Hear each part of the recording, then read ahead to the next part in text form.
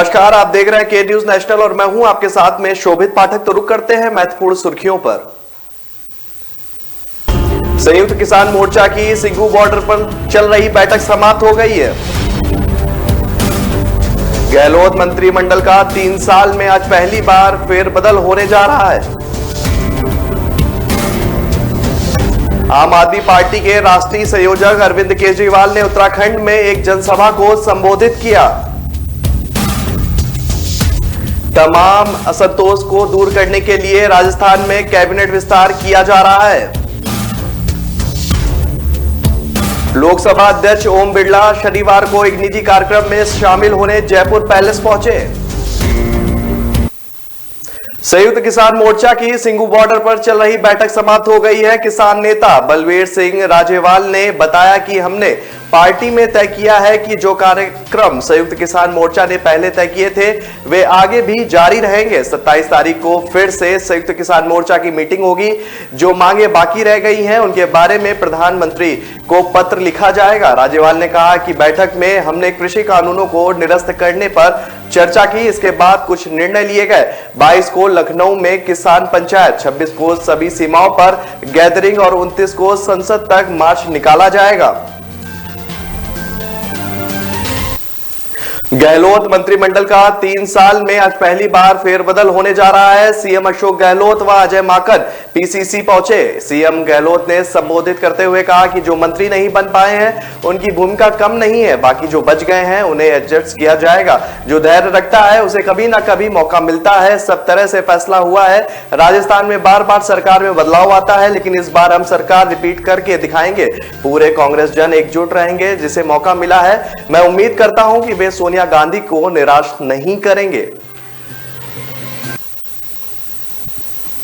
आज आम आदमी पार्टी के राष्ट्रीय संयोजक अरविंद केजरीवाल ने उत्तराखंड में एक जनसभा को संबोधित करते हुए कहा कि हमारी पहली पार्टी है कि जनता से आकर कहती है कि आप हमें वोट दो, हम आपका लोग भी सुधारेंगे। साथ ही उन्होंने कहा कि मैं ये ऐलान करता हूं कि यहां हमारी सरकार बनेगी तो हम योजना शुरू करवाएंगे। उत्तराखंड के लोगों को फ्री में अयोध्या के दर्शन भी कराएंगे। मुस्लिम भाइयों के लिए अजमेर शरीफ और सिख भाइयों के लिए करतारपुर का प्रावधान रखेंगे। दिल्ली के सीएम केजरीवाल ने यह भी जिक्र किया कि कुछ दिन पहले मैंने अयोध्या में रामलला के दर्शन किए। वहां से बाहर निकलते हुए मन में एक भाव आया कि प्रभु ऐसा सामर्थ्य दें कि सबको रामलला के दर्शन करा सकूं। वहां से लौटकर दिल्ली में ऐलान किया कि मुख्यमंत्री तीर्थ यात्रा योजना के तहत दिल्ली के सभी बुजुर्गों को अयोध्या की यात्रा कराएंगे। इस योजना के अंतर्गत देश भर में 12 जगह बुजुर्गों को यात्रा कराते हैं। अब तक 36,000 लोग इस योजना के तहत तीर्थ यात्रा कर चुके हैं। तमाम असंतोष को दूर करने के लिए राजस्थान में कैबिनेट विस्तार किया जा रहा है, लेकिन आगे की राह भी बहुत आसान नहीं नजर आ रही है।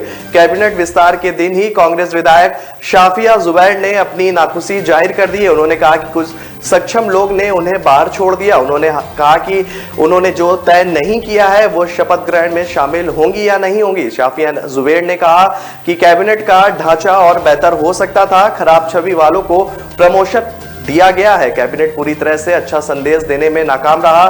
शाफिया ने कहा कि महिला विधायकों को 33% आरक्षण नहीं मिला है।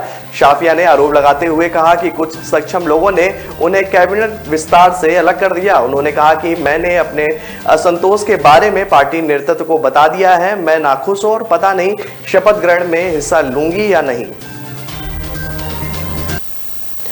लोकसभा अध्यक्ष ओम बिरला शनिवार को एक निजी कार्यक्रम में शामिल होने जयपुर पैलेस पहुंचे। यहां उन्होंने देश में दल बदल कानून पर अपनी राय रखी।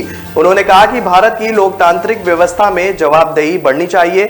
जनप्रतिनिधि देश के किसी भी सदन में हो, लेकिन सरकार को उनके प्रश्नों का जवाब देना चाहिए। इससे जवाबदेही बढ़ेगी। बिरला ने कहा कि देश में दल बदल कानून पर भी संशोधन की आवश्यकता है। फिलहाल लोकसभा ने इसकी तैयारी की, लेकिन राज्य स्तर पर सहमति नहीं बन पाई। ऐसे में फिर से इस पर काम किया जा रहा है। गाजियाबाद में 7 गो तस्करों को पुलिस एनकाउंटर में गोली मारने का मामला लगातार तूल पकड़ रहा है। लोनी क्षेत्र से भाजपा विधायक नंदकिशोर गुर्जर पहले ही इसे एनकाउंटर के पक्ष में खड़े हैं। वहीं धौलाना क्षेत्र से सपा विधायक असलम चौधरी जेल गए आरोपियों के समर्थन में आ गए हैं। उनका एक वीडियो सामने आया है, इसमें वह नंदकिशोर गुर्जर को सीधे धमकी दे रहे हैं। वीडियो में असलम चौधरी कह रहे हैं कि गोली मारने का बदला तेरे बाप से भी लेकर दिखाऊंगा। वायरल वीडियो में विधायक असलम चौधरी ने एक जगह के बारे में बताते हुए कहा कि वहां हमारे मुसलमान भाइयों को मजदूरी तक नहीं करने दे रहे हैं, दुकान भी नहीं खोलने देते। आज वो मजदूरी पर भी नहीं जा रहे और दुकान भी खोल रहे हैं। कृषि कानून वापस लिए जाने पर सिखों की सुप्रीम संस्था श्री अकाल तख्त साहिब के जत्थेदार ज्ञानी हरप्रीत सिंह ने कहा कि किसान आंदोलन की आड़ में कुछ लोग इसे सिख वर्सेस भारत सरकार और सिख वर्सेस हिंदू बनाना चाहते थे। प्रधानमंत्री नरेंद्र मोदी ने कानून वापसी के फैसले से उनके मंसूबे नाकाम कर दिए। कानून वापस होने से बड़ी राष्ट्रीय विपदा टल गई है। उनका यह बयान काफी अहम है क्योंकि किसान आंदोलन पंजाब से ही शुरू हुआ था। दिल्ली बॉर्डर पर भी सबसे ज्यादा सिख परिवार समेत डटे रहे। जत्थेदार ज्ञानी हरप्रीत सिंह ने कहा कि हमारी चिंता थी कि आंदोलन में कुछ ऐसे ग्रुप थे जो सिख सोच, निशान, फलसफे, इतिहास और भावनाओं को दरकिनार कर रहे थे। कुछ ऐसे ग्रुप भी थे जो इस संघर्ष को सिखों को भारत सरकार और हिंदुओं के बीच का संघर्ष बनाने की कोशिश कर रहे थे, जिसके आने वाले समय में नुकसान झेलने पड़ते। पंजाब सरकार की एक और नियुक्ति सुर्खियों में आ गई है। कैबिनेट मंत्री रजिया सुल्ताना की बहू जैनब अख्तर को पंजाब वक्फ बोर्ड ने का चेयरपर्सन बना दिया गया है। मंत्री सुल्ताना के पति पूर्व डीजीपी मोहम्मद मुस्तफा इस वक्त पंजाब कांग्रेस प्रधान नवजोत सिद्धू के सलाहकार हैं। इससे पहले पंजाब के डिप्टी सीएम सुखविंदर रंधावा के दामाद तरुणवीर तहल की नियुक्ति को लेकर सियासी घमासान हो चुका है। तहल के वो एडिशनल एडवोकेट जनरल नियुक्त किया गया था। पंजाब वक्फ बोर्ड के चेयरपर्सन का पद 1 महीने से खाली था, जिस पर जैनब अख्तर की नियुक्ति शनिवार यानी छुट्टी वाले दिन हुई। उनका नाम वक्फ बोर्ड के मेंबर एजाज आलम ने पेश किया। तो रुक रहे हैं छोटे से ब्रेक के लिए। ब्रेक के बाद जल्द हाजिर होंगे।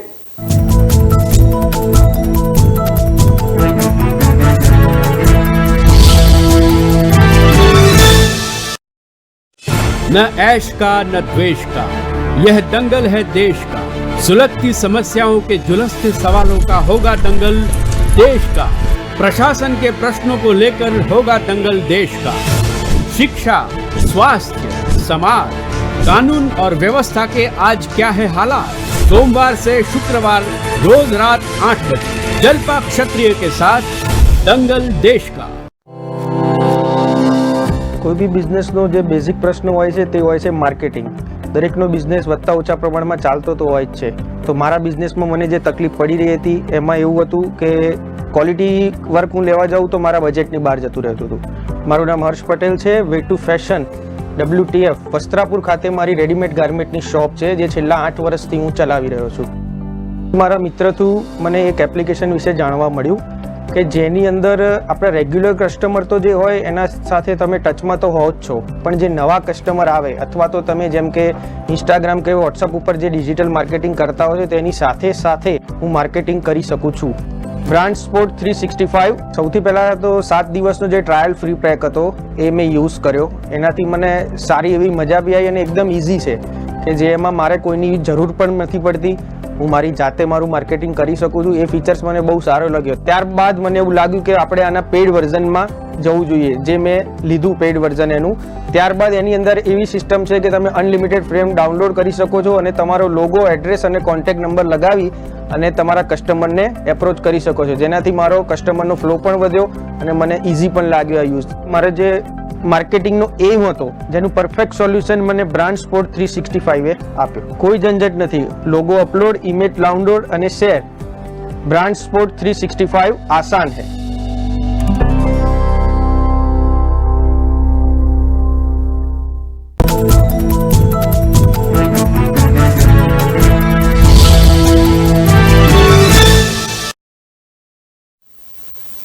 ब्रेक के बाद फिर स्वागत है आपका। रुक करते हैं आगे की खबरों पर।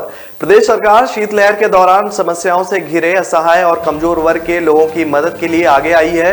उसने ऐसे लोगों को ठंड के बचाने के लिए कंबल बांटने के अलावा लकड़ी की व्यवस्था करके उनको भोजन देने, अस्थायी आवास, वस्त्र और चिकित्सा की व्यवस्था के प्रयास तेज कर दिए हैं। पहले चरण में 350 तहसीलों के लिए कुल 19 करोड़ 25 लाख रुपए जारी किए गए हैं। सरकार की मंशा शीतलहर में निराश्रित और असहाय लोगों का जीवन बचाना और उनको मूलभूत सुविधाएं पहुंचाना है। मुख्यमंत्री योगी आदित्यनाथ ने शीतलहर के दौरान बेसहारा, असहाय और कमजोर वर्ग के लोगों को राहत पहुंचाने के लिए सार्वजनिक स्थल पर अलाव जलवाने और जरूरतमंदों को कंबल बांटने के लिए व्यवस्था करने के निर्देश दिए हैं।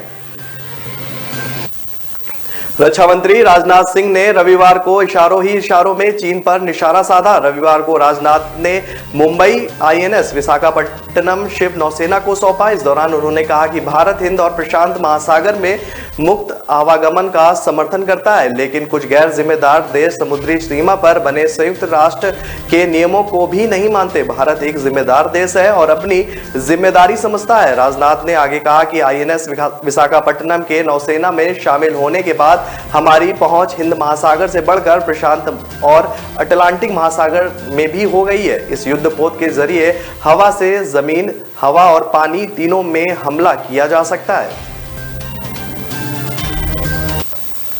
उत्तर प्रदेश विधानसभा चुनाव और तीनों कृषि कानूनों की वापसी को लेकर भारतीय जनता पार्टी के सांसद साक्षी महाराज ने बड़ा बयान दिया है। उन्होंने कहा है कि बिल तो बनते रहते हैं, बिगड़ते रहते हैं, वापस आ जाएंगे, दोबारा बन जाएंगे, कोई देर नहीं लगती। वहीं उत्तर प्रदेश में होने वाले विधानसभा चुनाव को लेकर मुख्यमंत्री योगी आदित्यनाथ की तारीफ की और प्रदेश में मौजूदा मुख्यमंत्री का जादू बरकरार बताया। उन्होंने कहा कि प्रदेश में योगी आदित्यनाथ का कोई तोड़ नहीं है।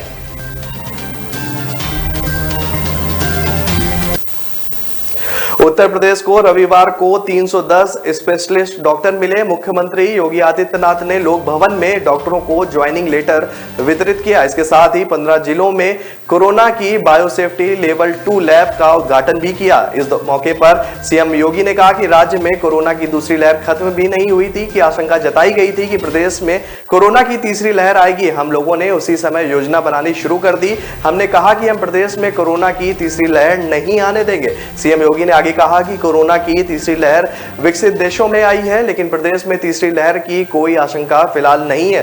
फिर भी इन सब के बावजूद सतर्कता और सावधानी बहुत जरूरी है। संयुक्त किसान मोर्चा का आंदोलन फिलहाल जारी रहेगा। रविवार को यह फैसला एसकेएम की बैठक में लिया गया। भारतीय किसान यूनियन राज्यपाल के अध्यक्ष बलवीर सिंह राज्यपाल और जतिंदर सिंह विर्क ने बताया कि 22 नवंबर को लखनऊ में महापंचायत बुलाई गई है। 26 नवंबर को काफी किसान आ रहे हैं। 27 को आंदोलन के अगले कदम के बारे में विचार किया जाएगा। राज्यपाल ने कहा कि प्रधानमंत्री के ऐलान के बाद अब तक सरकार ने बातचीत का आह्वान नहीं किया है। प्रधानमंत्री का ऐलान अभी स्वागत के लायक नहीं है, क्योंकि अभी कानून रद्द करने का सिर्फ ऐलान हुआ है। जब तक एमएसपी गारंटी बिल नहीं लाया जाता और दूसरी मांगे नहीं मानी जाती, तब तक स्वागत नहीं किया जाएगा। बॉलीवुड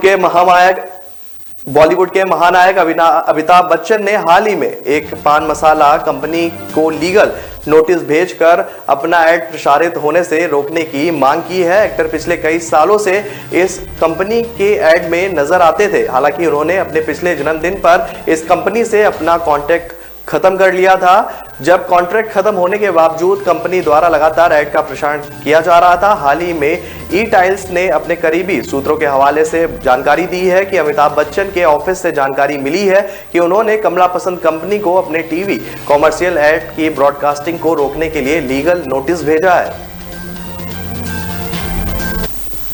उत्तर प्रदेश विधानसभा चुनाव में AIMIM 100 सीटों पर चुनाव लड़ेगी। पार्टी प्रमुख असदुद्दीन ओवैसी ने रविवार को ट्वीट से इस बात की पुष्टि की। इस साथ ही ट्विटर पर उन्होंने लिखा कि 1-2 दलों से गठबंधन की बात चल रही है, समय आने पर इस बारे में बताया जाएगा। उन्होंने लिखा कि हम चुनाव जीतने की स्थिति में है। इसके पहले ओवैसी ने कहा कि ऐसा कोई जरूरी नहीं है कि केवल मुसलमानों को ही टिकट देंगे। उनकी पार्टी सभी बिरादरी को टिकट देने के लिए तैयार है। हालांकि 2017 में ओवैसी यूपी में एक भी सीट नहीं जीत पाए थे, तब उन्होंने 38 उम्मीदवार उतारे थे। तो फिलहाल इस बुलेटिन में मेरे साथ इतना ही। आगे की खबरों के लिए बने रहिए के न्यूज नेशनल के साथ। नमस्कार।